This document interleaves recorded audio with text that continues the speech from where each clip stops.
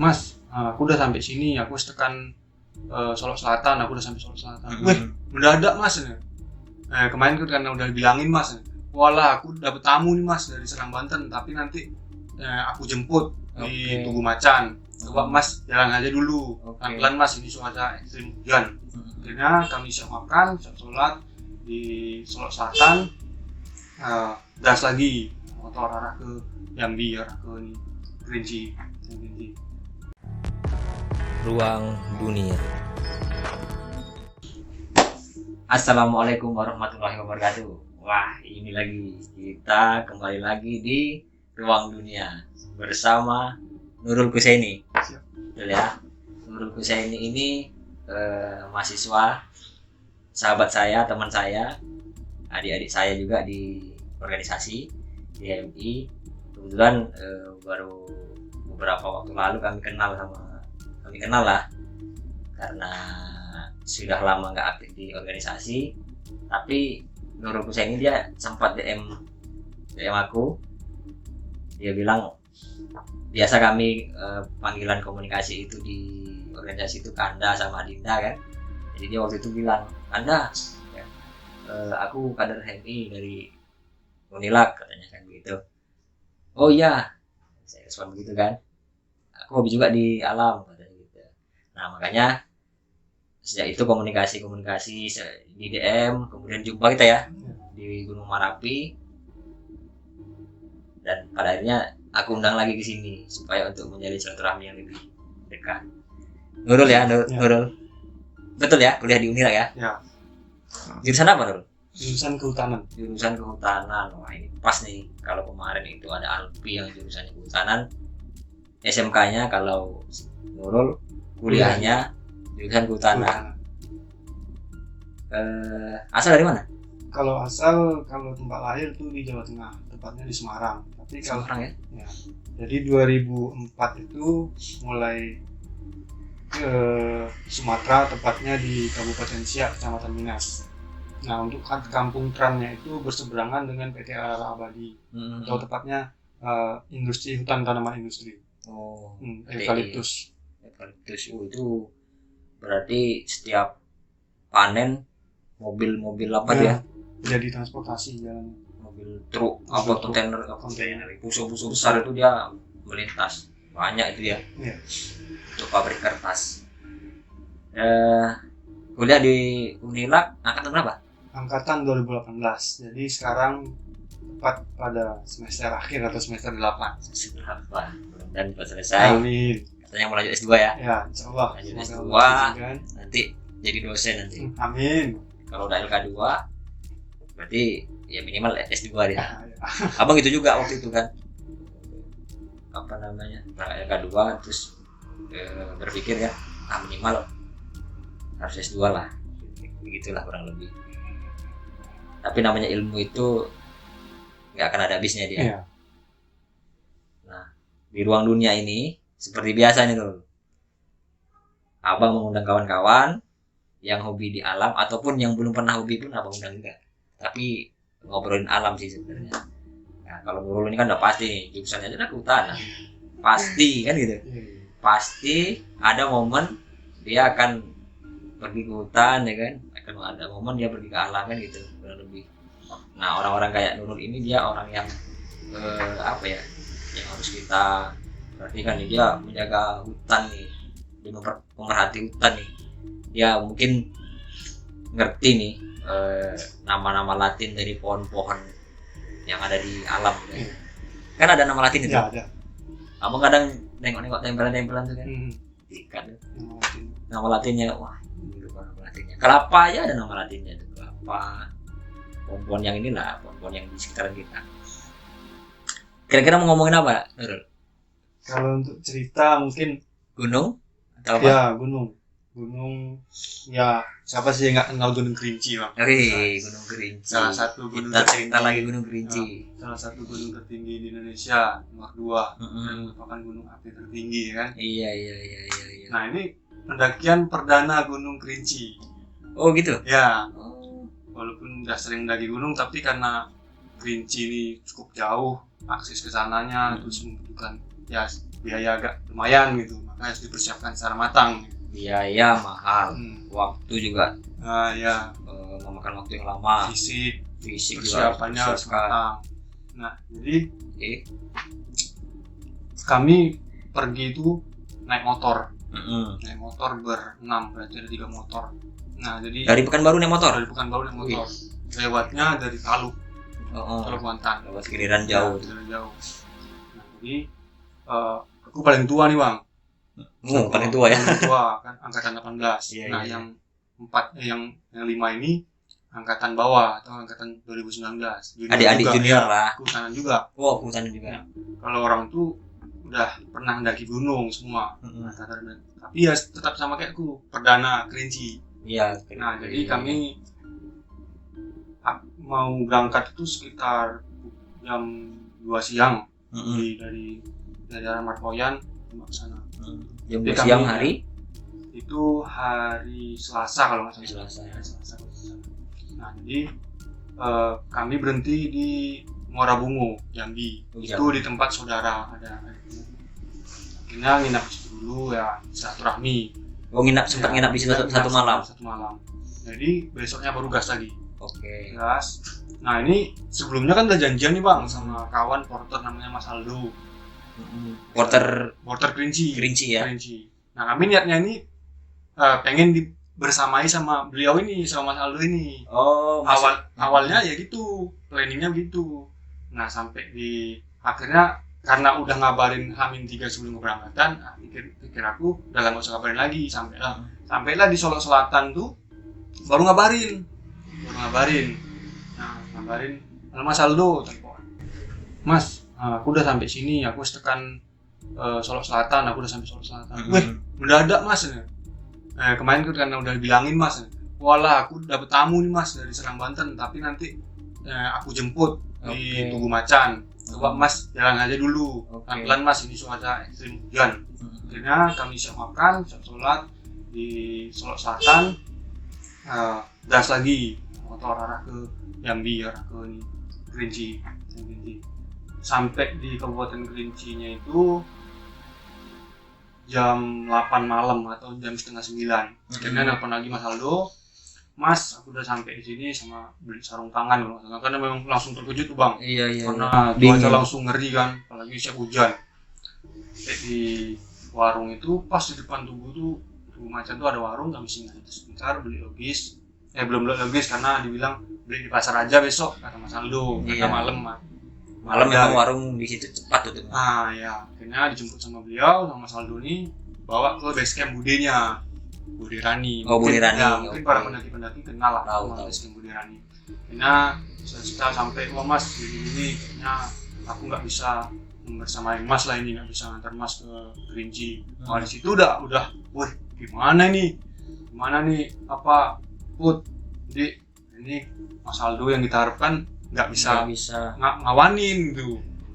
Wah di situ udah rembuk juga sama Mas Aldo. Sekarang gini aja mas, ini kan trek kan udah familiar untuk jalan aksesnya. Iya. Tapi coba nanti besok lah, kalau misalnya aku bisa ya aku antar, kalau nggak bisa ya mohon maaf kali nih mas, karena aku ada tamu dari Serang Banten gitu. Yang dari Serang Banten itu mau naik juga? Udah naik. Udah naik. Mau ke Gunung 7. Mau ke Gunung 7. Jadi nggak bisa lah ngawalin. Nah, yang tamu nih cewek pula. Iyalah, ya jadi lebih mendahulukan mereka gitu. Akhirnya nginap, ya istirahat, makan di tempat Bude Rani itu. Besoknya pagi hujan wah ini dah, wah ya apa enggak naik nih. Tapi jadi apa enggak nih, udah enggak ada kawan nih. Akhirnya sekitar jam 9 itu udah mulai terang. Akhirnya siap-siap sepatu segala macamnya, berangkatlah ke Pintu Rimba. Nah itulah kecerobohan kami, karena memang kami tuh nggak nanya ke Mas Aldo di mana Posko Regis. Kami berasumsi Posko Regis ya di Pintu Rimba gitu. Iya. Nah kami udah jalannya jelek, kerikil naik, kamu tahu sendiri lah ya. Motor beatnya pula, jadi beat Vario satu lagi Inmax naik, wah udah kesusahan, apalagi bawa logistik lumayan kan, karena berenam. Sampai di atas kami beli air. Wah ini udah semangat nih Pintu Rimba. Jadi saya tanya Regis lah dulu kita. Regis, apa kata Pak D itu? Ya Pak D yang pas di pintu rimba ya. Loh, Dek, belum pernah nanjak ya? Belum Pak. Posko Regisnya di bawah, di ada pelangnya, ada gapuranya. Wah, ini enggak iya ya. Akhirnya turun. Semuanya turun. Ya, akhirnya bongkar logistik, cek kan. Ada sih yang bilang pendaki yang iring-iring kami naik dia udah sampai rimba, udah nggak usah regis aja berdua gitu. Tapi karena kami takutnya nanti dampaknya ke depannya blacklist nanti bang. Iya, Karena pasti. nanti kalau misalnya turun naiknya berdua, regisnya turunnya berenam, wah ini ilegal katanya. Nah, jatuhnya blacklist, masa perdana dan akan nggak ke situ lagi gitu. Wah, akhirnya kami pikir panjang, ya udahlah turun aja semua nggak apa-apa lah. Pala-palain jalan dulu kan, ya pemanasan gitu kan. Akhirnya turun lagi sampai di bawahnya R10 tuh kami regis, kami tanya apa, aku selaku ketuanya kan, CP 3 orang, saya regis, cek P3K, cek SB segala macam perlengkapan, akhirnya bongkar semuanya, akhirnya berangkat. Akhirnya udah apa? Akhirnya jadi kan ini tadi dari awal kan udah dijanjiin sama Mas Aldo kan, kan regis loh. Iya. Nah di pos regis itu nggak ditanya. Nah itulah. Bisa dibilang untung, bisa dibilang buntung gitu. Untungnya tuh kami nggak ditanya. Nah untungnya tuh kami ribet sendiri. Karena memang nggak tahu ini berapa lama lagi, ini apa, karena nggak ada porternya gitu. Yang sebenarnya memang keluarnya edaran baru dari BKSDA atau Taman Nasionalnya itu memang wajib. Nah, tapi ya gimana gitu kan? Bisa dikatakan minim budget atau karena memang miskomunikasi sama Mas Aldo, karena memang nggak dipikirkan kalau Mas Aldo nggak bisa membersamai kami gitu. Akhirnya ya modal nekat, ya jangan ditiru lah gitu, karena memang untung aja ibaratkan Allah tuh ngasih izin sama kami selamat pulang pergi gitu bisa dibilang. Jadi akhirnya kami mulai nanjak lagi ke pintu rimba, akhirnya kami doa dulu, akhirnya berangkat. Nah ini ada kejadian bisa dibilang lucu, bisa dibilang ekstrim juga bang. Apa gitu? Baru sampai di bangku panjang.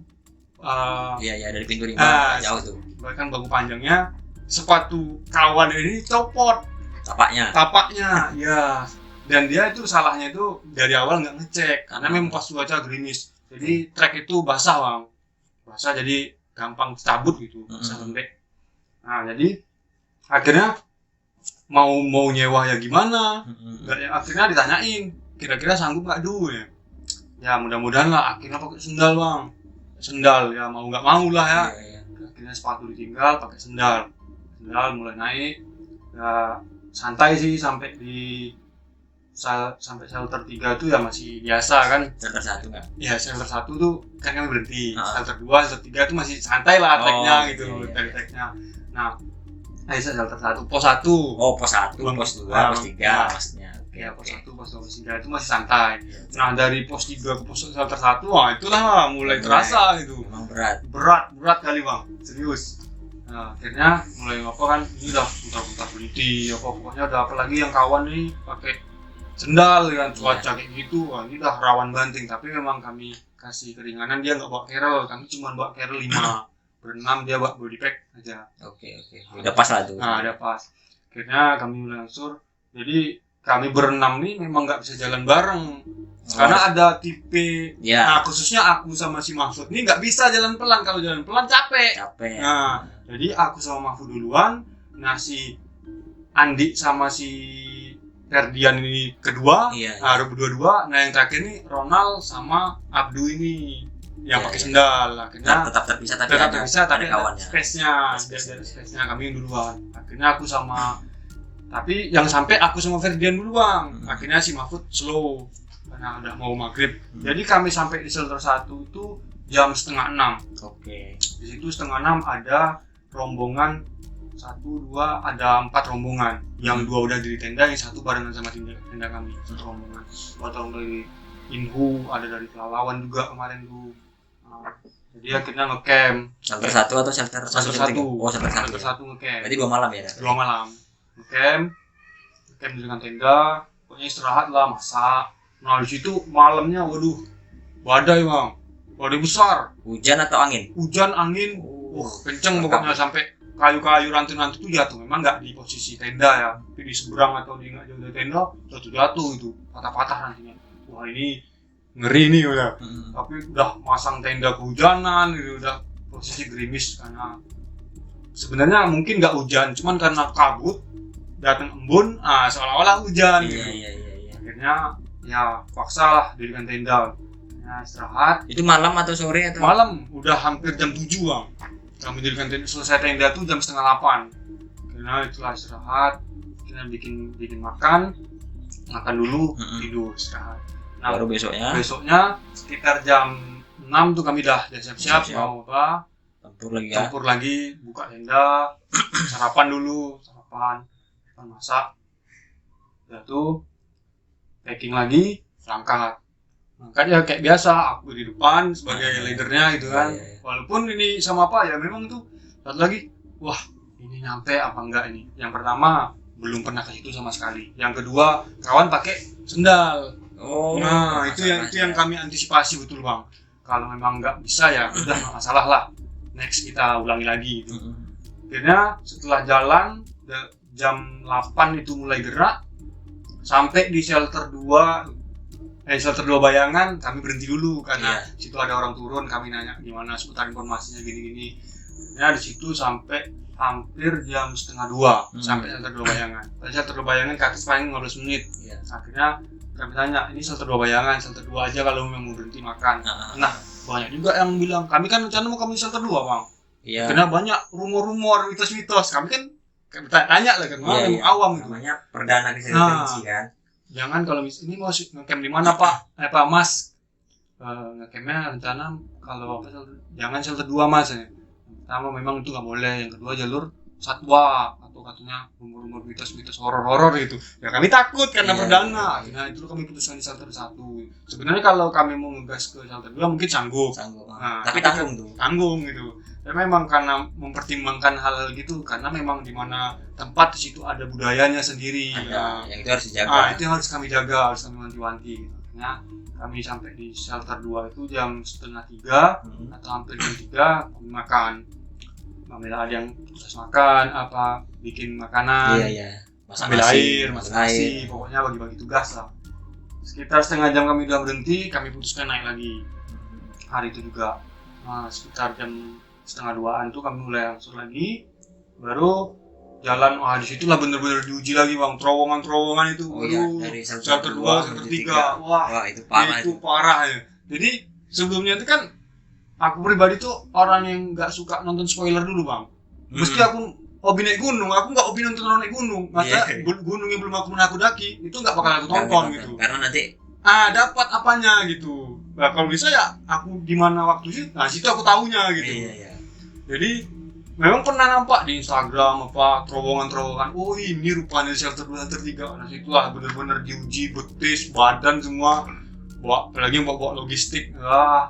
Sebagai leader ngerasa kali ini gue gak nyampe lah ini. Akhirnya di jalan tuh jumpa sama kawan-kawan. Ada yang serombongan tuh 26 orang bang. Ada dari Lampung, Bengkulu, Jakarta, Jawa Barat. Itu akhirnya cerita sepanjang jalan dia, walaupun hanya itu kan dia turun kami naik yang cerita. Ini dekat lagi mas, ini dekat lagi. Jadi pas sampai udah dekat ruang terbuka hampir ke shelter 3 itu udah tenang kali bang. Udah nampak ya udah. Wah itu udah hampir selesai vegetasinya, udah nampak terang itu udah hilang capek tuh. Udah semangat. Walaupun kami berdua baru nih lihat yang sampai situ, yang bawah kan masih ketinggalan gitu. Sampai jalan. Itu rame. Kalau itu orang turun, kami naik berdua. Karena memang orang tuh udah dari kemarin. Nah akhirnya pada nanyain lagi, ngecamp di mana mas? Shelter 3 lah mas kami. Walaupun kami nggak tahu nih, ya shelter 3 mas. Walaupun nggak tahu di mana shelter 3 ya. Akhirnya. Tapi itu tahu itu kalau shelter 3. Tahu, karena kan ada pelang dari shelter 2 menuju shelter 3. Sekarang udah nggak ada sekarang. Ya sekarang nggak, tapi jalannya itu bang. Kalau di shelter 3-nya, karena orang ngecamp kami tanyain, ini di mana mas? Di shelter 3. Itu pelangnya udah kecabut. Oh iya oke. Akhirnya ngecamp di situ. Kan kalau nggak salah kami sampai shelter 3 tuh hampir jam 4. Jam 4 atau 4:30. Akhirnya kami turun tenda tuh angin udah kenceng di situ rupanya. Itulah kaget kami. Posisi di shelter 3 tapi angin udah kayak di puncak. Wah, memang kalau dibilang shelter 3 itu udah di atas Merapi gitu. Iyalah, tingginya udah Shelter 3 itu ketinggian 3.000. 3.300 atau 3.200 lah gitu. Wah, ini udah tinggi, anginnya udah kencang gitu. Wah, ini harus cepat nih. Nanti kalau bentruk sama sore lebih ekstrim lagi apanya. Sampai payah terus aktivitas payah kan. Ya, jadi akhirnya cepat mendirikan tenda walaupun berdua. Nah, kebetulan tenda 2 itu dibawa sama kami berdua di satu tenda. Di 2 atas 2 tenda. Akhirnya kami dirikan untuk sampai ya udah tinggal bongkar isi carrel langsung istirahat. Kami udah nyiapin makan udah nyiapin masak. Akhirnya itulah. Nah, di malam tuh hampir sama kayak shelter 1 di teror badai. Wah, makin kenceng badainya, makin atas makin kenceng. Sedangkan di shelter 1 aja angin badainya ngeri, apalagi di atas ya. Jadi momen lucunya nih, jadi kami tuh tenda letak paling atas Bang, agak atas. Nah, di bawah kami tuh ada 3 tenda. Orang tuh pleset itu Bang, wah sampai terbang kemana-mana. Tapi karena memang cuaca dingin, orang tuh dibiarkan aja sampai pagi. Nah, kami tuh kami pakai pleset juga, tapi kalau pleset itu kebuka, bluk, nggak bisa tidur. Iyalah, akhirnya kami dingin lagi. Beraniin lah berdua pakai sarung tangan segala macam, pasang lah, perbaiki malam-malam tuh sekitar 1:30. Nah, itu 1:30, di situ lah nampak kota-kota entah di mana-mana gitu. Keren kali gitu. Takjub lah bener-bener takjub posisi segitu. Bahasa keren itu city light. Nah, ya city light. Jadi udah keren kali lah gitu di situ. Pikirannya, ini gimana kalau di atas gitu. Akhirnya jam itu udah kebangun. Biasalah kalau di gunung kebangun malam karena cuaca, karena apa. Itu jam 3 aku bangun, masak bikinkan air orang ini. Untuk summit ya? Ya, untuk summit. Jam 4 kami summit. Nah, itu nggak nyangka bener yang nggak pakai sepatu Bang. Nyampe juga di shelter 3, itu udah, makanya orang tuh bilang pendaki sengit. Karena nggak pakai sepatu, pakai sendal. Wah, itu jangan ditiru tuh. Nah, itu jangan ditiru, itu minusnya gitu, jangan ditiru. Tapi ya gimana lagi gitu, posisinya dia sanggup ya monggo gitu, gas gitu.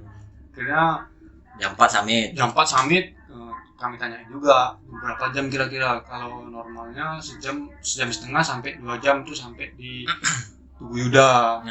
Ke atas lagi dah dikit lagi gitu. Akhirnya summit. Wah, di situ ngerasain ini pasir campur kerikil kecil, wah itu susah kali treknya. Udah angin kenceng, tambah gerimis. Itu gerimis kami sampai. Tapi headlamp bawa ya headlamp. Iya, headlamp bawa, headlamp satu. Terus kami barengan. Jadi yang 3 tenda sebelahan kami itu barengan kami naiknya. Akhirnya orang tuh nunggu juga bawa senter pegangan yang panjang untuk kami disenterin. Nah, itu akhirnya sekawan juga baru ngerasakan susahnya pakai sendal. Nah, di trek dari shelter 3 ke Tugu Yuda atau Batu Gantung Bang. Wah, itu paling mampus deh dua deh. Iyalah, susah batu-batunya runcing tuh. Runcing udah tuh meleset Bang, karena kan licin nih. Tapaknya sendal nih. Mau apa aja gitu. Sendal yang ini ya, yang ada kaitan sini Bang ya? Enggak, sendal jepit. Oh, Swallow. Nah, Swallow-nya yang model yang satu ini. Wah. Nah, itu trendy gitulah agak modelnya. Itu kan licin tuh. Ya itu jangan ditiru lah pokoknya gitu. Akhirnya kami sampai puncak, sampai di Tugu Yuda tuh Bang, belerang naik. Nah, kami akhirnya sebentar cerah nih, sunrise. Foto-foto sebentar di Tugu Yuda, cerita sama orang yang itu makan-makan, gitu kan. Cerita. Jadi kami tanya, berapa lagi ke puncak nih Bang? Mas, sebentar lagi, paling setengah jam lah. Tapi kami lama dulu tuh karena ekstrim. Kami tuh sampai berhentinya itu Bang di sela-sela air turun supaya nggak kena anginnya kenceng. Wah, itu asli anginnya kenceng kali. Jadi akhirnya kami berhenti situ, minum air, makan madu, kasih madu sama yang kawan ini. Akhirnya kami naik belerang, berhenti sebentar. Akhirnya gimana? Sanggup nggak naik lagi? Sanggup lah Bang, ini udah gas. Jadi ini keadaan belerang naik, kami naik. Wah, di situ kerasa kali udah pakai masker tapi kerasanya ke paru-paru, napasan langsung ampek, menusuk dia. Akhirnya setelah kurang lebih 20 menitan sampai setengah jam jalan sampai puncak. Wah, itu udah seneng kali yang kami takjubkan itu ya. Sampai di top, bahkan kondisi pakai sendal gitu. Wah, itu ya dia pun alhamdulillah Bang, sampai sendalnya bagusnya di bingkai itu. Wah ya, itu ya, ini harus dimuseumkan ini kami cerita di jalan tuh. Sendal legendaris nih sampai ke atap Sumatera gitu kan. Wah. Tapi yang nggak boleh ditiru lagi. Nggak boleh ditiru, pokoknya para pendaki lain baik pun perdana maupun yang udah ahli sekalipun senior jangan ditiru pokoknya. karena itu nggak safety. bisa fatal apanya efeknya gitu, dampaknya dari misalnya kecelakaan atau kepleset itu wah nggak tahu lagi gimana. Akhirnya sampai di top udah seneng kali alhamdulillah sampai puncak, walaupun dibatkan kalau bahasa pendaki ini tembok putih gitu. Iya, tapi iya. ya bisa megang pelang itu udah seneng kali gitu. Bukan baru berenang, bukan baru perjuangannya luar biasa. Luar biasa bener. Kalau pakai motor itu beda dengan pakai mobil. Ya kalau ibaratkan kalau pakai mobil ya tidur istirahat, kalau ini ya bener istirahat ya berhenti gitu. Jadi total perjalanan kami sampai Jambi itu kurang lebih itu 13 jam. Sampai ke situ ya. Sampai ke situ 13 jam. Itu di luar berhentinya ya untuk perjalanan akses saja. Itu setelah 13 jam sampai puncak itu kemudian teman-teman turun lah ya. Ya, awalnya itu kami menunggu gini, Bang. Menunggu sampai terang mana tahu. Ternyata kawan ini udah gini. Iya, memang udah dingin. gepar gitu kan. Cuman aku sama Mahfud ini yang masih sanggup. Yang 4 ini udah turun aja, Bang. Akhirnya kami turun. Yang penting udah dapat foto, dapat space. Pokoknya momen. Dapat momen di puncak. Itu udah seneng kali. Akhirnya kami putuskan turun. Nah, jadi pas turun tuh boleh orang belum berhenti, Bang. Terus ya. Masih terus keluar, makin tebel malah dari apa tuh? Dari bawah tuh, dari dasar gunung tuh. Wah, itu udah ngeri kali. Akhirnya putuskan turun. Akhirnya yang turun beres. Akhirnya aku turun duluan, yang lain santai karena pakai sendal lebih ekstrim lagi. Sedang pakai sepatu aja merosot aja itu. Bahaya kan karena di kaki. Akhirnya aku duluan sampai, aku masak dulu. Yang lain nyusul kan, sampai udah masak nasi, akhirnya makan, siap-siap untuk turun. Makan seadanya karena logistik udah dipakai 2 malam kan. 2 malam udah habis. Akhirnya siap, akhirnya persiapan turun sampai pintu rimba. Sampai pintu rimba itu udah seneng kali tuh, Bang. Jadi kayak keluar turun dari Gunung Kerinci itu kayak keluar dari zona perang kayak. Iya bener, Bang. Pokoknya karena darurat kali lah bisa dibilang itu. Ada penangkaran harimau Sumatera, iya. gunung tertinggi di Indonesia, sehingga sugesti kita luar biasa ya. Kemana-mana pikirannya itu, Bang. Apalagi posisi hujan itu kan bisa dibilang kalau kita manusia ini kan dingin-dingin itu kan pengennya makan ya. Iya. Takutnya si Mbah Belang ini begitu juga gitu. Wah, itu. Tapi enggak ada kata orang, dia juga memang yang tahu adat. Nah, tambah lagi kalau udah akses orang udah sering tercium manusia, dia juga nggak mau gitu. Misalnya kita udah lalu di situ, dia sebagai binatang juga nggak mau terlalu sering di situ karena udah aroma manusia ini kan dia nggak begitu apa. Oke lah, seru ceritanya. Terima kasih, nanti kita cerita lagi selanjutnya. Terima kasih sudah datang. Ya. Assalamualaikum warahmatullahi wabarakatuh. Ruang Dunia.